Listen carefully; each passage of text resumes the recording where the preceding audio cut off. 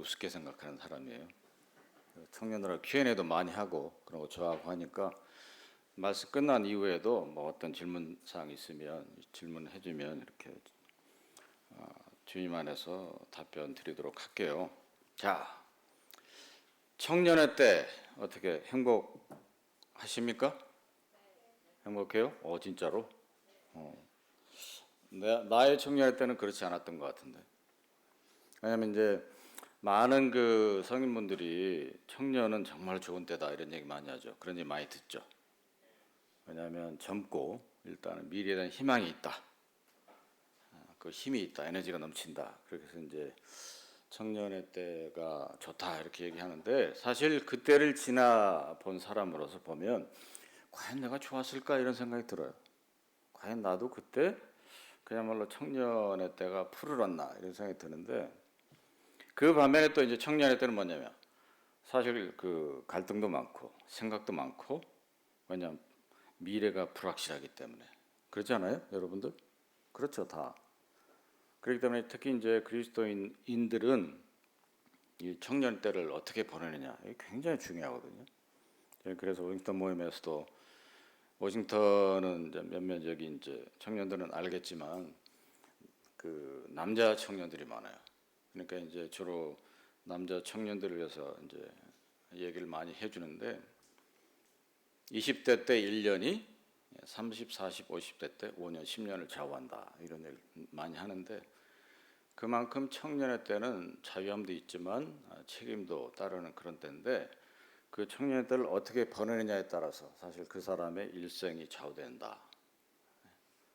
그렇게 얘기를 하고 싶은데 한 네 가지만 포인트로 아마 좀 얘기를 할게요 오늘. 근데 울산 중부 청년들은 하나님의 말씀을 극히 사모하니까 한 2시간 해도 되죠. 네. 자, 첫 번째. 그러니까 이제 청년들만 모였으니까 좀 영어를 쓸게요. 성인들 계시면 좀 죄송스러워서 그렇긴 한데 청년들이니까 아마 영어를 좀 이해하는 세대이기도 하니까 영어를 써서 좀 설명을 하는 게 좀 이해가 좀 쉬울 것 같아서 영어를 좀 써서 얘기를 할게요. 그러니까 우리가 섬기는 하나님은 우리가 다 아는 대로 여러 가지 속성을 가지고 계신 분이잖아요. 이제 그중에 이제 대표적인 속성이 세 가지로 얘기하셨는데 일단 전지하신다. 그러니까 옴니션스라고 그러죠. 모든 걸 아신다는 거고 전능하신다. 옴니포턴스라고 그래요. 모든 능치 못하시는 일이 없다. 그다음에 세 번째가 이제 편지하신다. 옴니프레전스 이렇게 세 가지인데 이 세 가지가 이제 가장 어떤 뭐랄까 하나님께서 이렇게 성경을 통해서 보여주시는 도드라지는 그 하나님의 속성 중에 세 가지인데 그 세 가지만 해도 사실은 우리 인간으로서 이해한다는 것은 굉장히 벅찬 일입니다. 왜냐하면 인간의 한계성 때문에 하나님의 전지하심, 전능하심, 편지하심을 이해할 수가 없어요. 인간은 모든 걸 알 수가 없잖아요. 자기가 주어진 환경에서 자기가 아는 사람들 내에서 알 뿐이지 다른 사람의 생활이라든가 예를 들어서 여기 있으면서 미국에서 어떻게 돌아가는가 알 수가 없어요. 근데 그것을 이제 시공을 관통하셔서 알고 계신다. 이제 그런 것이 이제 우리가 인간의 언어로 설명할 수 있는 그 전지하심이고 전능하심이라고 하는 것은 어떠한 상황 형편이 있든지 간에 하나님께서는 다 이루신다. 하나님께서 이루고자 하시는 일은 반드시 이루신다. 그것이 이제 전능하심이고 편지하심 이게 사실 어떻게 보면 하나님의 수많은 속성 중에서 가장 어려워요. 이야기가 편지한다는 게. 예를 들어서 어디에나 계신다 그런 뜻이거든요. 무소부재 이렇게도 얘기를 하는데 자 시편 139편 먼저 보겠습니다.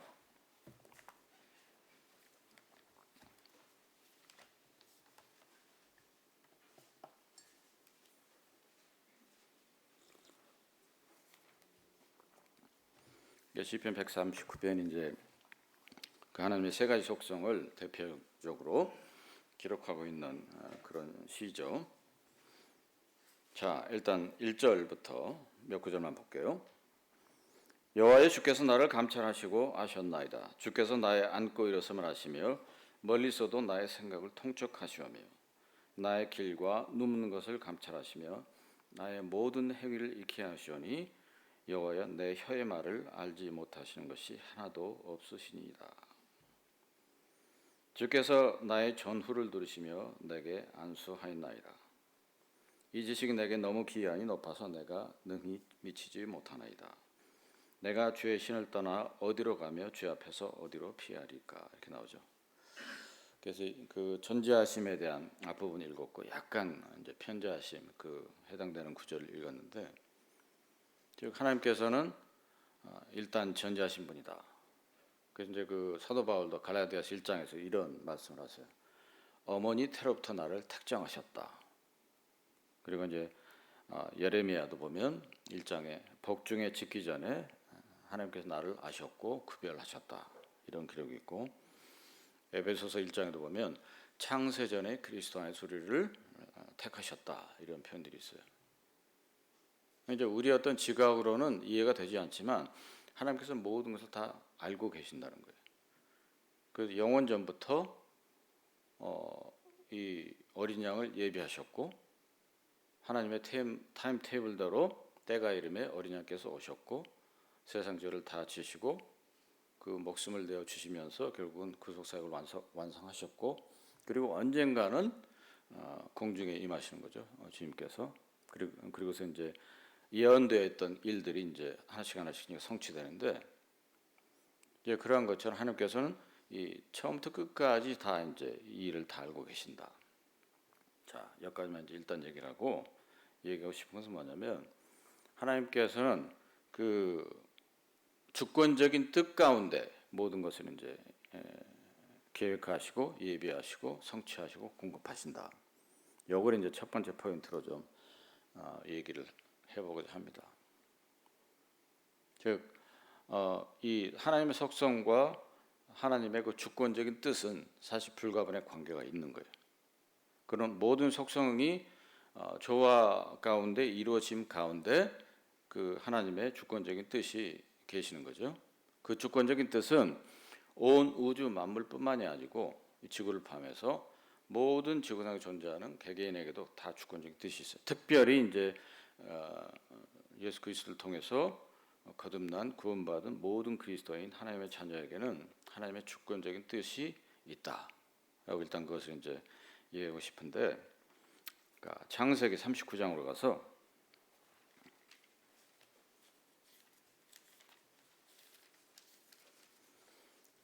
요셉을 먼저 볼 텐데, 창세기 39장 보면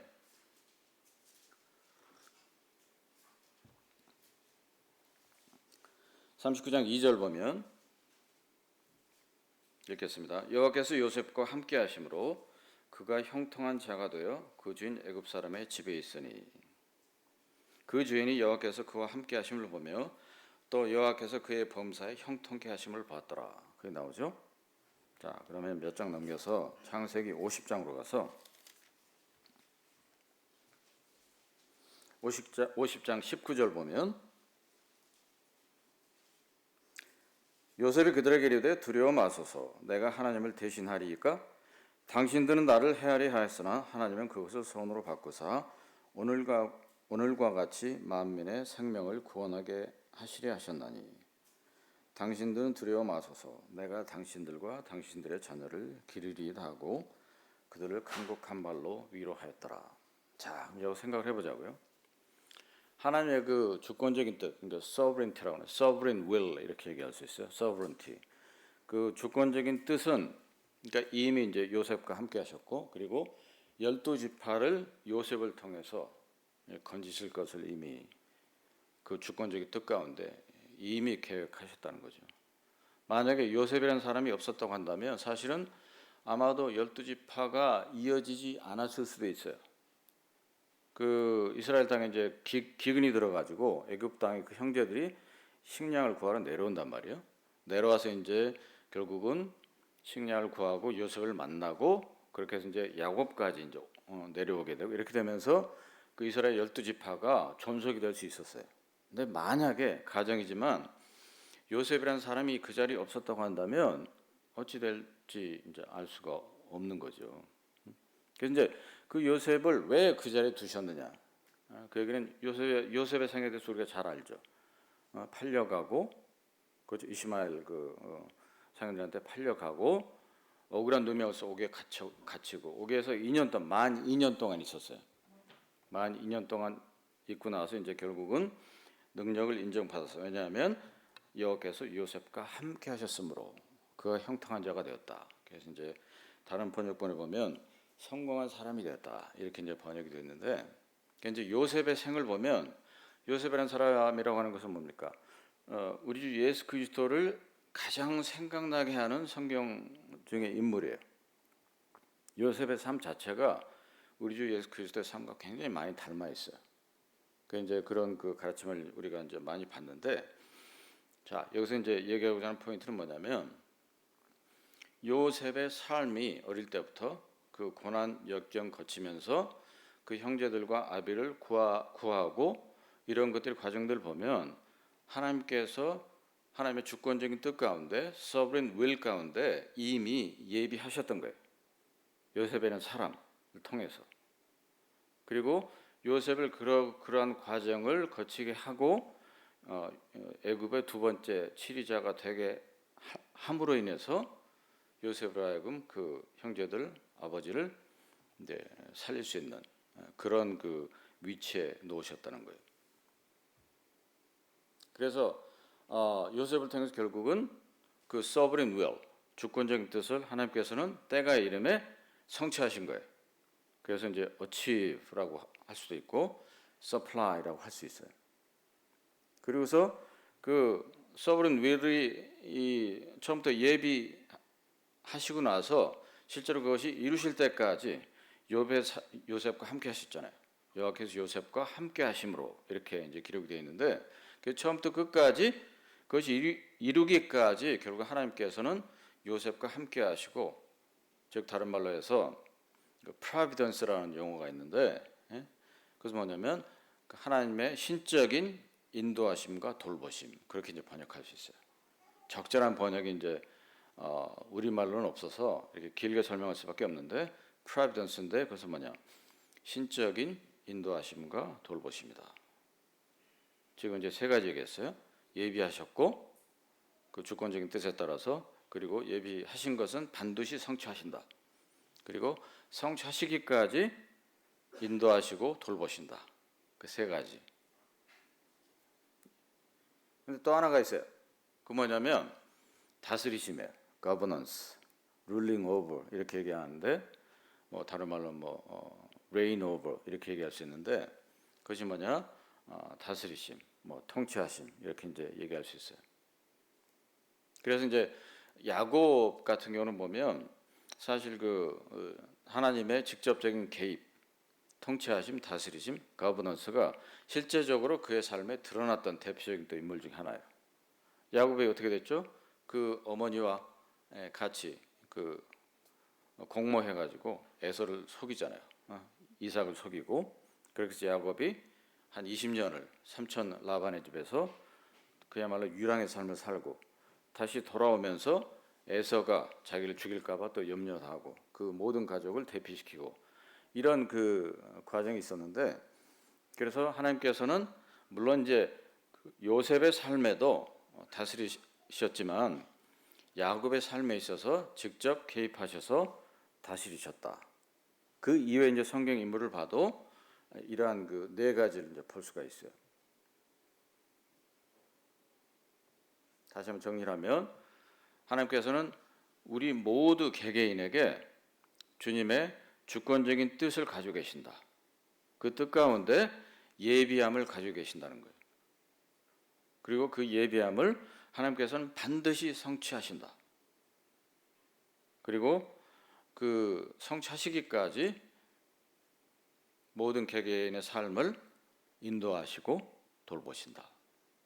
그리고 때때로 개입하신다. 그래서 다스리십니다. 네 가지 이제 말씀드렸는데, 근데 처음에 좀 이해가 좀 안 갈 수도 있어요. 한번 근데 이 네 가지를 한번 잘 생각해 보시기 바랍니다. 이제 개인의 삶을 통해서 내가 이제 지난 삶을 되돌아보면 이 네 가지가 무엇을 의미하는지 아마 개인적으로 아마 교훈을 받는 것이 있을 거예요. 그런데 이제 한 가지 또 이제 그 다스리심에 관련해 좀 생각해 볼 게 있는데, 혹 이제 어떤 분들은 이 오해를 하세요.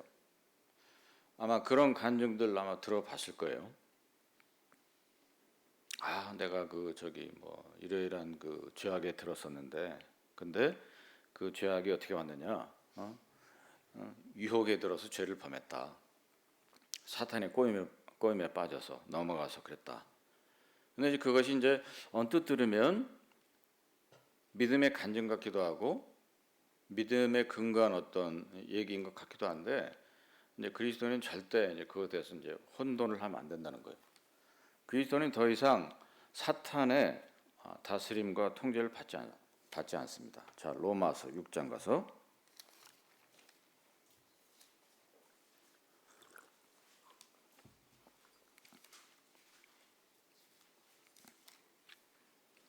로마서 6장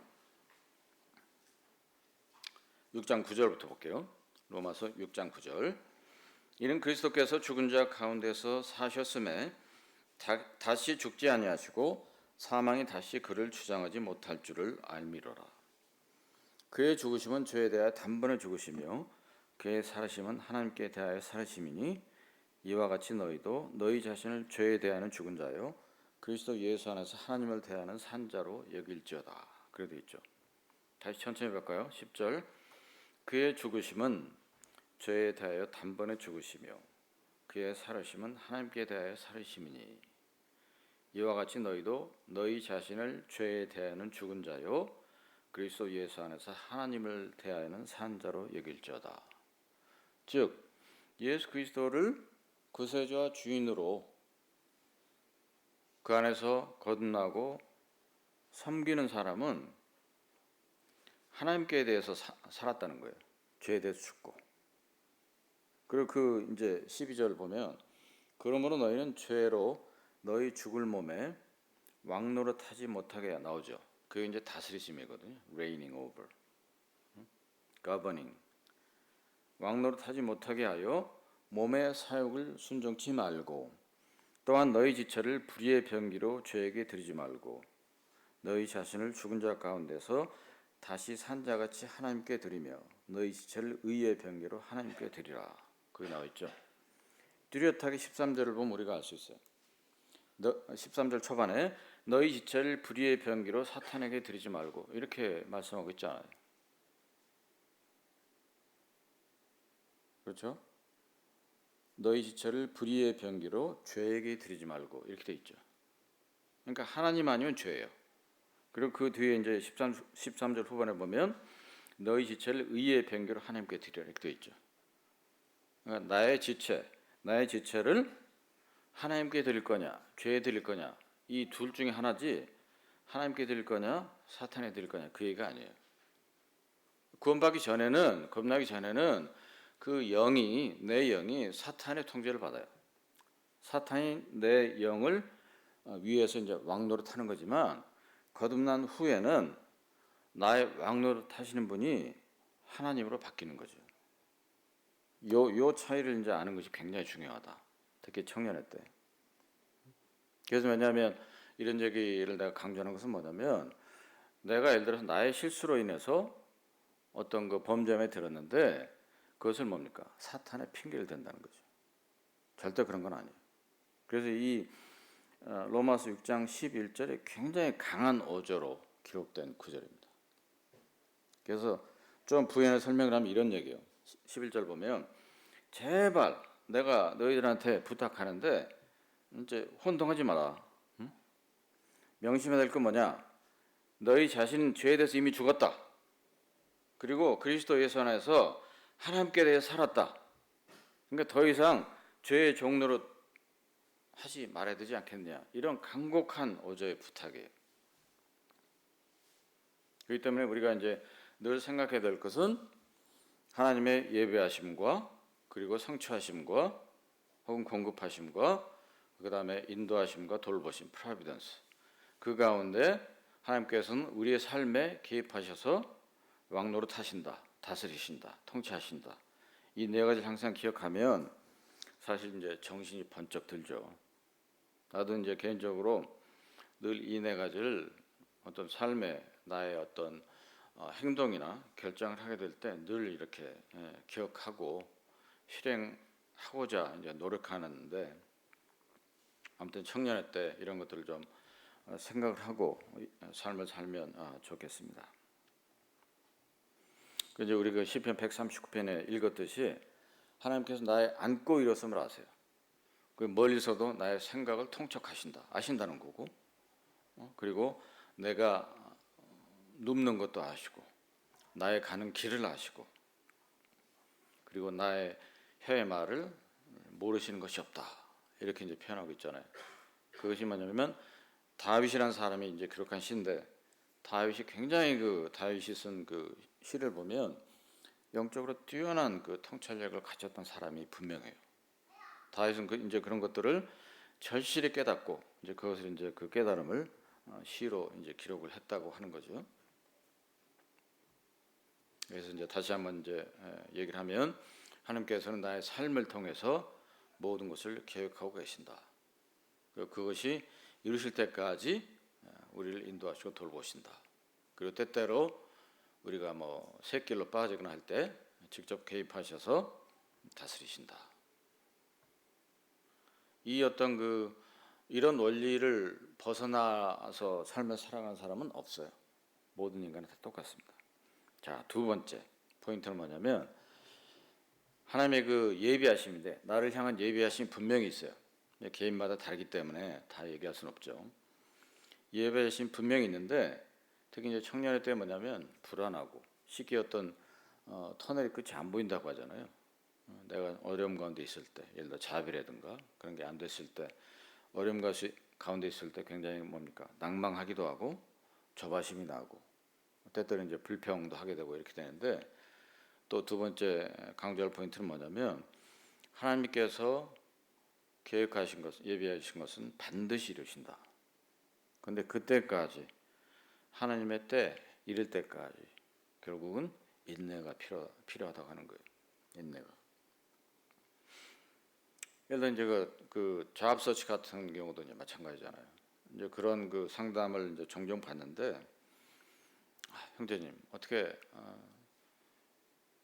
내가 하나님의 사랑하는 자녀인데 왜 하나님께서는 이렇게 나를 하여금 잡을 찾지 못하도록 하실까요? 이런 질문을 해요. 이제 미국 같은 경우는, 이제 한국은 좀 다르겠지만 미국 같은 경우는 이제 어떤 경우는 뭐 레주메를 한 100군데 이상 보내도 요즘은 다 이제 이메일로 하잖아요. 웹페이지 들어가서 하거나. 그래도 이제 아무 데서도 이제 인터뷰 하자고 연락이 안 오는 거예요. 그럼 어떻게 되죠? 대학이나 대학원 졸업했는데 이거 잡을 잡아서 빨리 그 경제 활동을 해야 되는데 조바심이 날 거 아니에요. 참 낭망되기도 하고, 그럴 때 이제 그 어떤 혼란이나 그런 것들이 올 수 있는 거죠.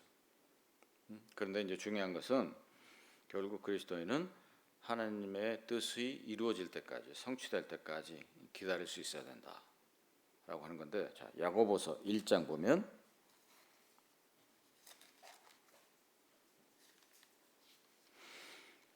야고보서 1장 보면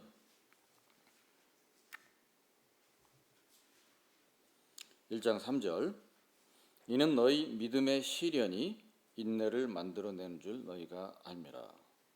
인내를 온전히 이루라. 이는 너희로 온전하고 구비하여 조금도 부족함이 없게 하려 함이라. 이렇게 나오죠. 시련이라고 하는 것은 이제 하나님을 믿음 생활을 하게 될 때 닥쳐오는 어려움, 이런 거예요. 이런 건데, 사실 이제 우리 현대 생활에서 내가 그리스도를 믿노라, 하나님을 섬기노라 하면서 오는 어떤 시련, 핍박, 이런 것들은 참 흔치 않죠. 요즘 세상은. 근데 되게 이제 자기의 어떤 개인적인 삶에 있어서 어떤 어려움, 고통 중에 있을 때 이런 어려움들이 있을 텐데, 그것 또한 사실은 주 예수 그리스도를 믿는 믿음 안에서 견디어내야 되는 거죠. 그래서 사절을 보면 인내를 온전히 이루라, 이렇게 이제 말씀하고 있어요. 온전히 이루라.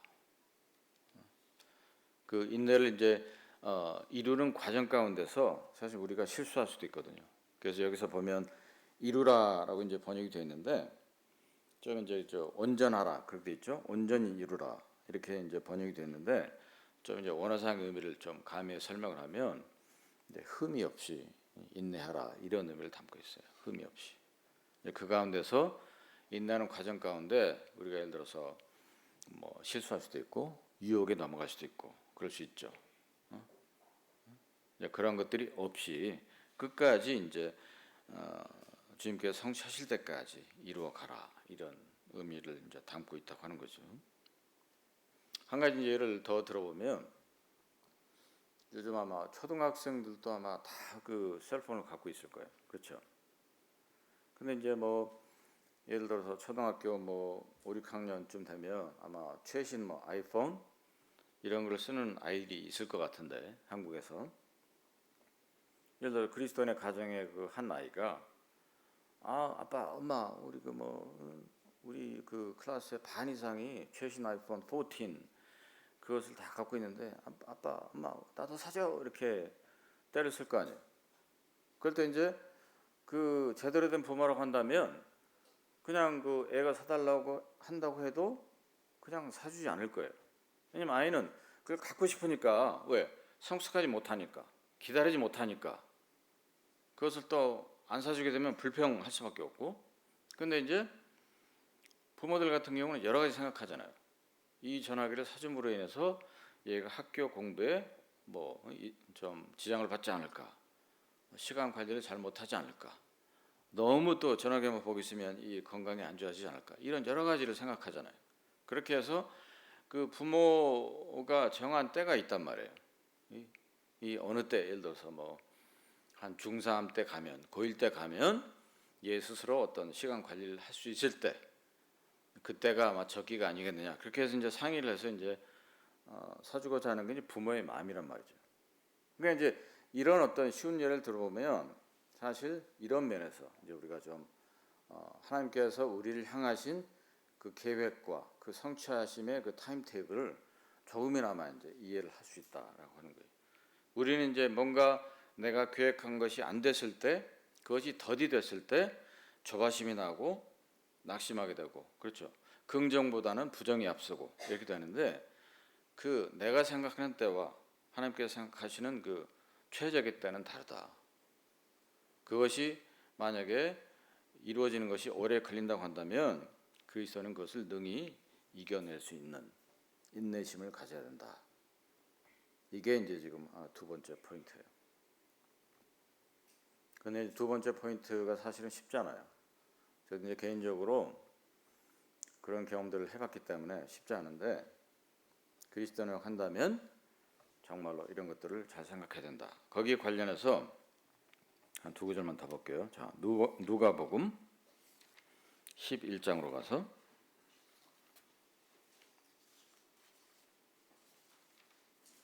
누가복음 11장 누가복음 11장 35절 보면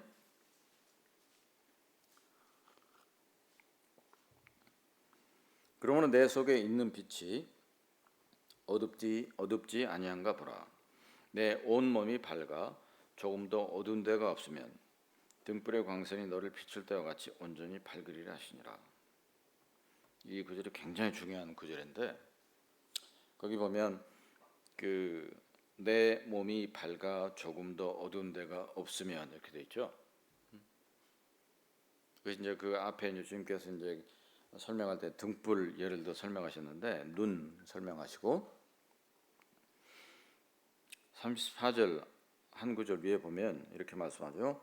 내 몸의 등불은 눈이라. 내 눈이 성하면 온몸이 밝을 것이요 만일 나쁘면 내 몸도 어두우리라. 그러므로 내 몸속에 있는 빛이 어둡지 아니한가 보라. 그리고서 이제 말씀하시죠. 내 몸이 밝아 조금도 어두운 데가 없으면. 이게 이제 이것은 뭐 한 두세 가지 어떤 삶의 경우로 해석할 수 있는 구절이기도 한데 한 가지만 좀 말씀드리면 그리스도인은 특히 이제 그 인내하는 과정 중에 부정을 긍정으로 바꿀 수 있어야 된다는 거예요. 뭔가 제대로 돌아가지 않을 때, 제대로 되지 않을 때 우리는 이제 인간인지라 쉽게 부정적인 방향으로 갈 수가 있다는 거죠. 그렇죠? 자꾸 부정적인 생각이 들고 왜 안 될까? 왜 안 되지? 아, 안 될 것 같아. 난 안 되나 봐. 그럴 때 그것을 계속 하다 보면 어떻게 되죠? 계속 거기에 빠져들어요. 점점 깊어져요. 점점 깊은 수렁에 빠져가는 거예요. 나의 마음과 생각이 온갖 부정적인 생각으로 가득 차게 되고 그것으로 수렁으로 깊이 늪에 빠지는 것처럼 그렇게 갈 수밖에 없죠. 그럴 때 그리스도인 힘은 뭐냐? 내 안에 내재해 계신 성령의 능력을 통해서 빨리 거기서 빠져나와야 되고 부정을 긍정으로 바꿀 수 있어야 된다. 이게 굉장히 중요해요. 내 개인적으로도 그런 경험들 많이 했기 때문에 이제 청년들에게 이제 얘기할 수 있는 거예요. 만약에 나의 형편이 녹록치가 않아서 부정적인 생각이 내 마음을 파고들 때 빨리 그것을 컷해야 된다. 그게 지혜로운 사람이에요. 컷하고 긍정으로 바꿔야 된다. 왜? 우리는 뭐죠? 내 안에 삼위의 하나님이신 성령께서 내재해 계신 사람이에요. 즉 하나님께서 늘 함께 하시는 존재라고 하는 거예요. 그거 하나만 해도 정말로 놀라운 축복이고 특권인 거예요. 그리고 성령의 능력을 통해서 뭡니까? 예수 그리스도께서 나와 함께 사시는 거예요. 그렇기 때문에 내가 설사 부정적인 형편의 상황에 있다 할지라도 거기에 실망하거나 낭망할 이유가 전혀 없는 거예요. 또 하나님의 자녀이기 때문에 하나님의 때가 되면 내가 인내하다 보면 그것을 하나님께서는 이루신다. 그것이 굉장히 중요하다. 또 기다릴 수 있어야 된다. 인내할 수 있어야 된다. 이것이 두 번째 포인트예요. 자, 세 번째 포인트. 나 이제 청년의 때를 지났기 때문에 얘기할 수 있어요. 자신 있게. 청년의 때가 어떻게 보면 이 불안정한 때예요. 불안정하다고. 특히 이제 미혼, 결혼 안 했을 경우는 이제 더 하겠죠. 불안정하기 때문에 막연한 기대를 할 수 있는 때이기도 해요. 참 아이러니한데, 그러니까 이제 마치 쉬운 예를 하나 더 들어보면 그런 거예요. 저 사과나무가 있어요. 사과나무가 있는데 사과를 먹고 싶어. 그럼 뭐죠? 실제로 가서 사과나무에 가서 뭐 사다리를 타고 올라가든 뭐 해가지고 사과를 따야 내가 먹을 수 있는 거잖아요. 그런데 좀 어리석은 생각일지도 모르는데 그냥 누워서 사과 안 떨어지나 사과가 떨어져서 내 입에 안 들어오나 이런 막연한 생각 기대를 한다는 거예요. 좀 이게 좀 쉬운 예를 들어서 우습게 들릴지 모르는데 실제로 이런 경험들 나도 이제 청년회 때 했어요. 왜냐? 그 이유가 뭔지 알아요? 나는 하나님의 자녀인데 왜 하나님께서 안 해주실 건가? 내가 아무것도 안 해도 하나님께서는 들어주실 거야. 이런 막연한 기대를 한다는 거예요. 제가 이제 그 워싱턴 모임 그 이제 청년회 때 이제 잘 쓰는 뭐 예이기도 한데 쉬운 예를 또 하나 들어볼게요. 예를 들어서 뭐 고3이나 아니면 이제 뭐 대학생인데 내일이 이제 학기말고사 파이널 exam. 근데 어찌어찌 하다 보니까 시험 준비를 하나도 안 했어. 그럼 어떡하죠? 그 전날 간절히 기도해요. 하나님 정말 이거 내일 시험 중요하거든요. 이거 잘못해 그레이드 C나 D 나오면 큰일 납니다. 졸업도 못 하고요. 뭐 잡도 못 잡고요. 제발 시험 잘 보게 해주세요. 그래서 그 다음 날 어떻게 돼요? 시험장 가서 사지선다라고 하면 어떻게 돼요? 볼펜 굴려서 이렇게 나면 1번, 이렇게 나면 2번. 이제 우스갯소리 들리죠? 근데 실제로 그럴 수가 있다라고 하는 거예요. 막연한 기대는 해서는 안 된다. 막연한 기대하지 말고 실제적인 계획을 하고 노력을 해야 된다. 이제 어느 그 청년이 그런 질문을 한 적이 있어요. 몇 달 전에. 형님, 이 잡이 정말로 저는 그냥 뭐 100%될 줄 알았어요. 왜냐하면 그때 이제 기도할 때도 확실하게 제가 이제 하나님께서 이루어 주실 거라고 믿었고, 그런데 왜 안 됐는지 모르겠어요. 그런 질문을 하길래 제가 뭐라 그랬냐면, 그거는 네가 아직 거기에 퀄리파이가 안 돼서 안 된 거다. 퀄리파이가 뭔지 알죠? 거기 이제 그 자격 요건에 안 맞기 때문에 안 되는 거예요. 솔직하게 나한테 얘기하는데 아직 퀄리파이가 안 됐다. 그 잡에. 그러면 어떻게 해야 되겠냐? 네가 그 퀄리파이가 되도록 너를 키우는 수밖에 없는 거다. 왜 하나님께서 예를 들어서 아까 이제 볼펜 굴리는 거 보면 왜 하나님께서 네 대신 시험 공부를 해 주셔야 되냐라고 하는 거예요. 왜 하나님께서 네 대신 그 취직 준비하는 그 퀄리피케이션을 맞도록 해줘야 되느냐 하는 거예요. 그냥 그것은 다른 하나님의 속성인 그 공의에 배치되는 거예요. 그거는. 그래서 잘 보자고요. 세상 돌아가는 거 잘 봐요. 자연을 보면 사실 그 하나님의 속성에서 잘 조금 더 이해도를 높일 수가 있어요. 자, 그리스도인에게만 그 먹을 수 있는 밥이 주어져요? 그리스도인에게만 뭐 비가 와요? 그리스도인에게만 눈이 내려요? 그렇지 않잖아요. 주님께서 말씀하신 말이에요. 복음서에 선인이나 악인이나 할 것 없이 햇빛이 비친다고. 선인 악인 가리지 않고 하늘에서 비가 내려요. 그렇죠? 그건 뭐냐면 그건 하나님의 공의예요. 그리고 사랑에 근거한 공의고 자비란 말이에요. 그렇기 때문에 그리스도인이 이 세상 시스템에 살고 있기 때문에 이 세상 시스템에 맞춰 가야 되는 거예요. 이 땅에 삶을 사는 동안은. 그렇기 때문에 시험이 있는 거고 왜? 공정해야 되니까. 그리고 학점이 있는 거고 그리고 잡 인터뷰가 있는 거고 그렇기 때문에 이것은 믿는 자나 믿지 않는 자나 똑같이 기회가 주어지는 거죠. 그렇기 때문에 믿는 자가 믿지 않는 자하고 경쟁해서 넘어서려면 결국 뭐냐? 나를 키워야 되는 거예요. 그래서 그리스도인이라고 해서 가만히 있으면 하나님께서 다 해주시겠지. 이건 정말로 잘못된 착각이에요. 그건 믿음이 아니에요. 그건 믿음이 아니고 맹신이라고 하죠. 눈먼 믿음이다. 그건 올바른 믿음이 아니다. 자, 행여나에서 이제 얘기를 하는데 자 이사야서 65장으로 가서 이 세 번째 포인트는 이제 관련된 구절이에요. 이사야서 65장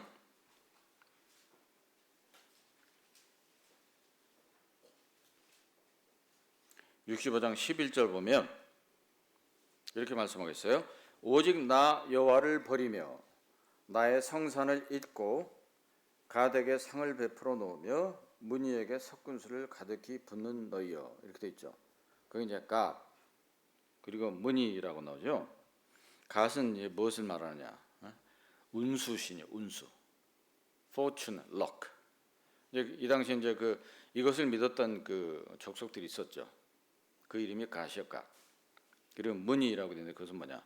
운명신, 운명을 좌우한다. 그래가지고 이제 모든 이 세상에 태어나는 사람은 이미 운명이 정해져 있다. 운명론자들이 이제 이런 얘기를 하는데 그래서 실제로 이 당시에 이 이스라엘 민족들이 여기에 넘어간 사람들이 많이 있었다고 하는 거예요. 그런데 이러한 것들이 이제 우리에게 오늘날 교회 가운데 있는 우리에게 주는 그 교훈은 뭐냐? 혹시 이런 생각을 한다고 한다면 어떻게 뭐 운이 좋아가지고 뭐가 안 될까? 운 좋게 뭐가 이루어지지 않을까? 이것은 아니다. 또 두 번째, 이미 나의 삶은 운명으로 정해져 있다. 태어날 때부터. 그러니까 내가 뭐 열심히 하고 노력하고 이런 것은 의미가 없다. 이거 아니에요. 이건 절대 아니에요. 성경은 그렇게 말씀하고 있지 않아요. 자, 이것이 세 번째 포인트고, 자, 네 번째 포인트. 자, 잠언 24장으로 가서 잠언 24장.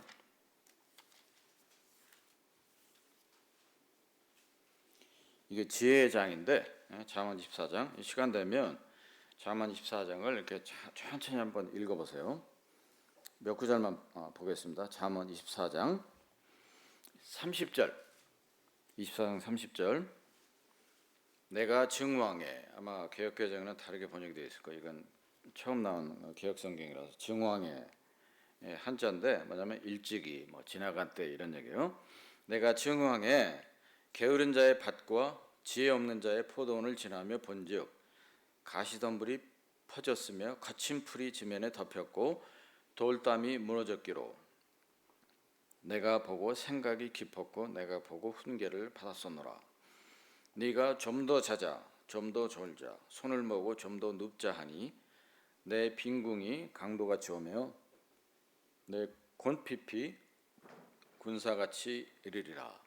이렇게 되어 있죠. 이제 이 지혜장에서 맨 마지막에 이제 강조하고 있는 것이 뭐냐면 부지런함에 부지런함. 게으르지 말아야 된다. 즉 그리스도는 뭐냐? 부지런해야 돼요, 사실은. 시간 낭비하지 말고. 예를 들어서 요즘 뭐 특히 한국 같은 경우는 이제 IT가 발달돼 있어가지고 뭐 모든 것이 이걸로 하나 사통팔달이죠. 이걸로 통한다. 셀폰으로. 그런데 실제로 생각을 해보자고요. 이 셀폰에 내가 낭비하는 시간이 얼마인가 하루에.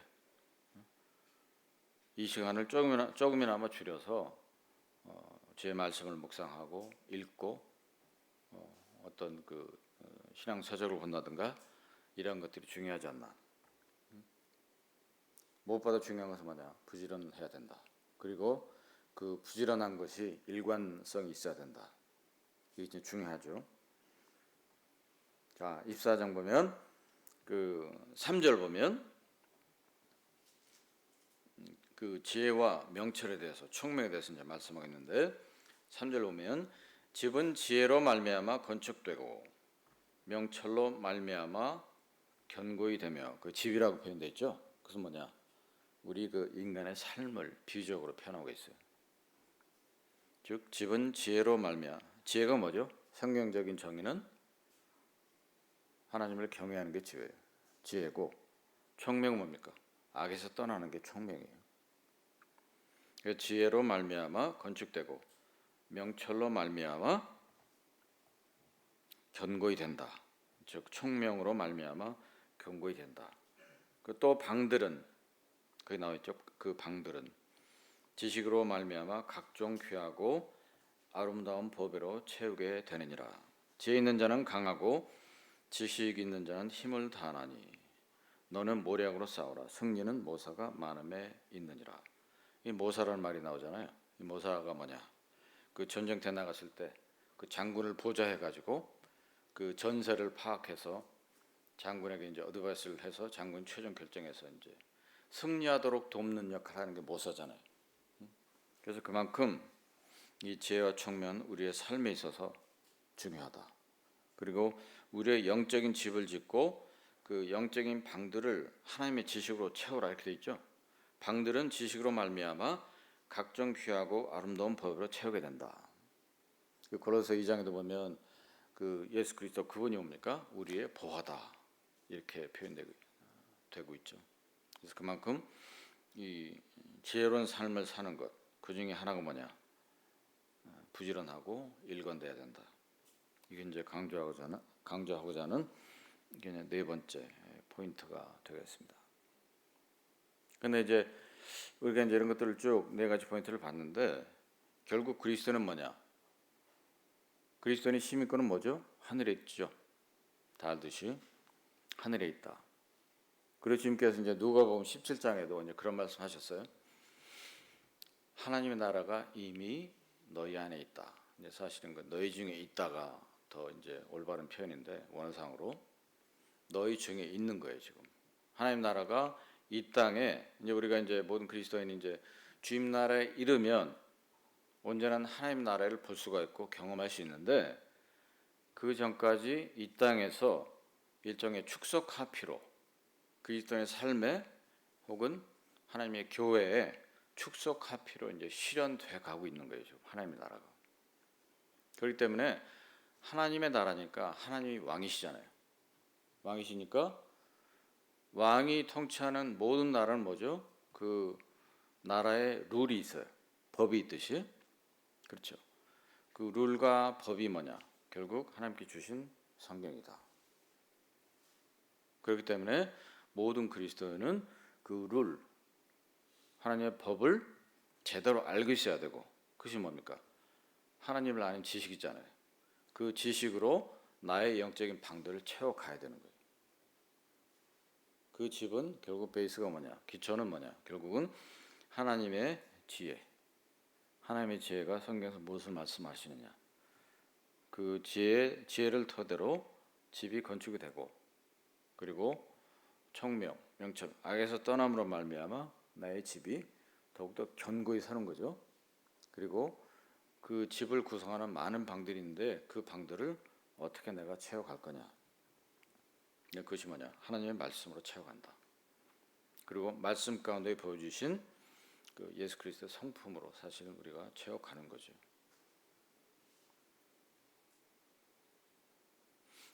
아까 하나님께서 이제 주권적인 뜻 가운데 예배하신다 이렇게, 그리고 성취하신다, 그리고 인도하신다, 다스리신다, 이렇게 첫 번째 포인트 얘기했는데, 거기 부연해서 한 가지만 얘기를 하면, 그 하나님께서는 성경을 통해서 많은 하나님의 속성을 보여주신 동시에 그 어느 부분에 있어서는 그 속성을 담기를 원하신다는 거예요.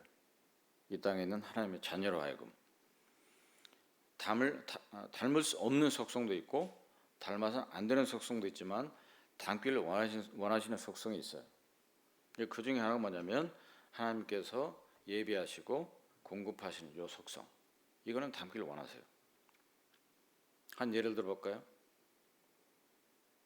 우리 그 교회를 섬기는 데 있어서 사실은 실현 가능한 거예요. 이거는 그 지난 주일에 봤는데 뭐 화장실이 좀 지저분한 것 같았어. 그래서 뭐 수요 집회 때나 가서 다 끝나고 아니면 주일날 끝나고서 청소를 해야 되겠다, 이런 마음을 먹잖아요. 그것은 뭐죠? 내 마음속에 그 문제가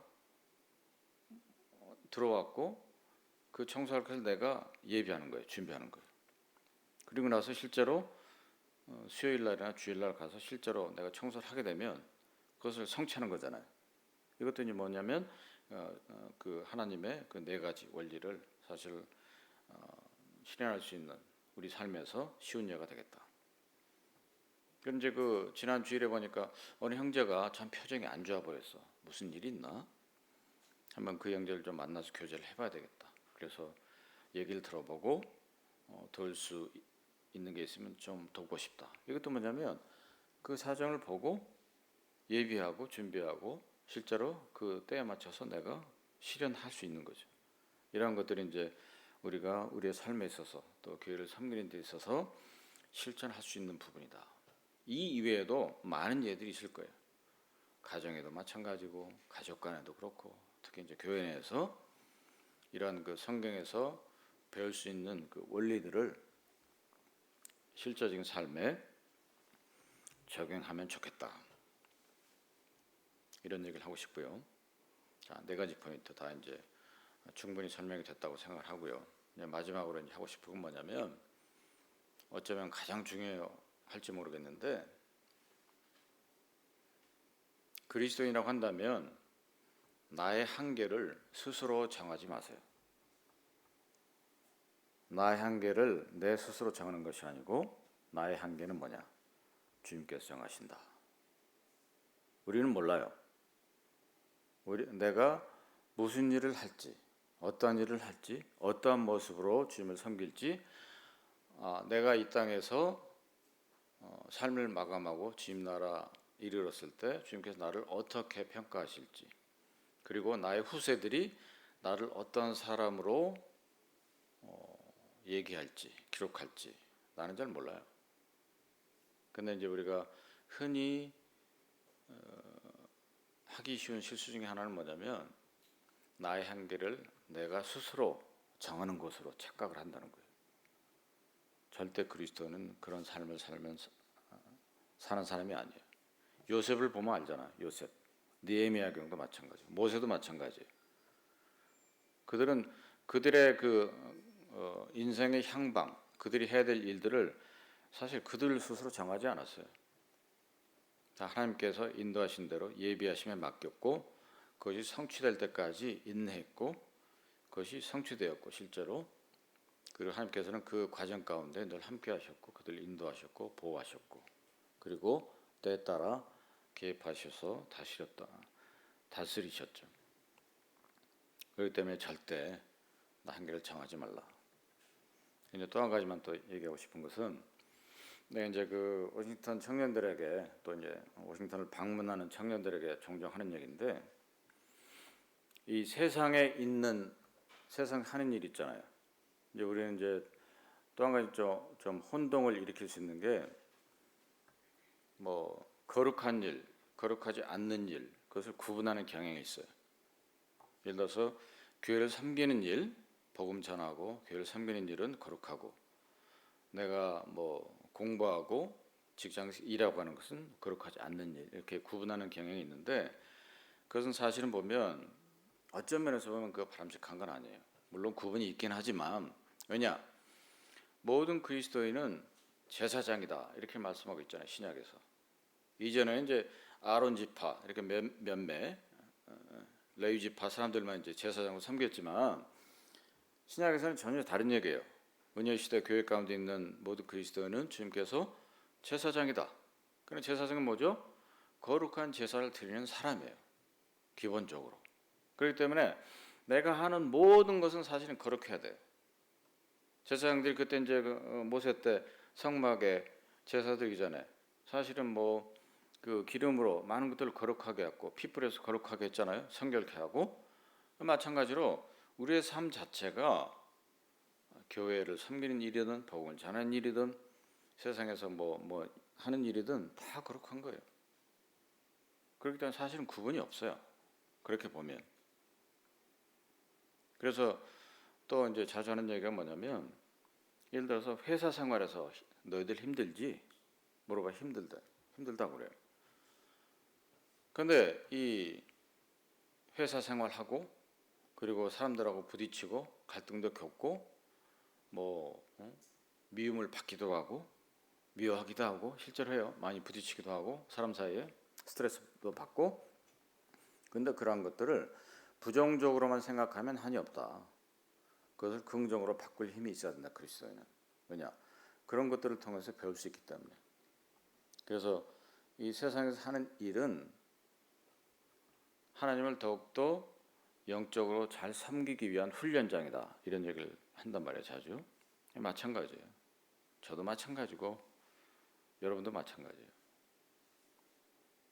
그렇기 때문에 그런 세상 일을 통해서 하나님께서 나를 훈련시키시고 그리고 그것을 통해서 그 배움을 통해서 교회를 잘 더 섬기도록 하신다. 그리고 모든 우리 모두에게는 하나님께서는 주권적인 뜻을 가지고 계신다. sovereign will을 갖고 계신다. 그리고 그 will은 이미 예비하셨고 왜? 전지하신 분이시기 때문에 그리고 전능하신 분이시기 때문에 반드시 성취하신다.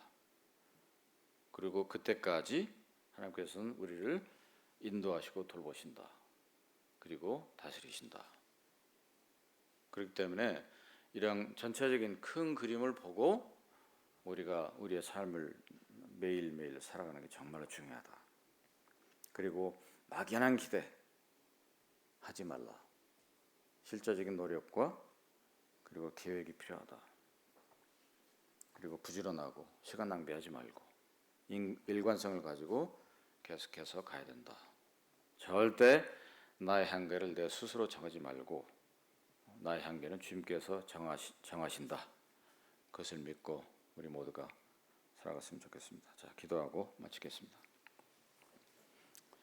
은혜로우신 아버지 하나님 참으로 감사드립니다. 이렇게 울산 중부 청년들 참 귀하신 말씀으로 또 교훈하심을 감사드리옵고 정말로 이 모인 청년들이 주님께서 귀 쓰시는 그런 청년들로 계속해서 성장할 수 있도록 도우시고 주님 말씀으로 계속해서 교훈하시고 좀 훈육하시옵소서.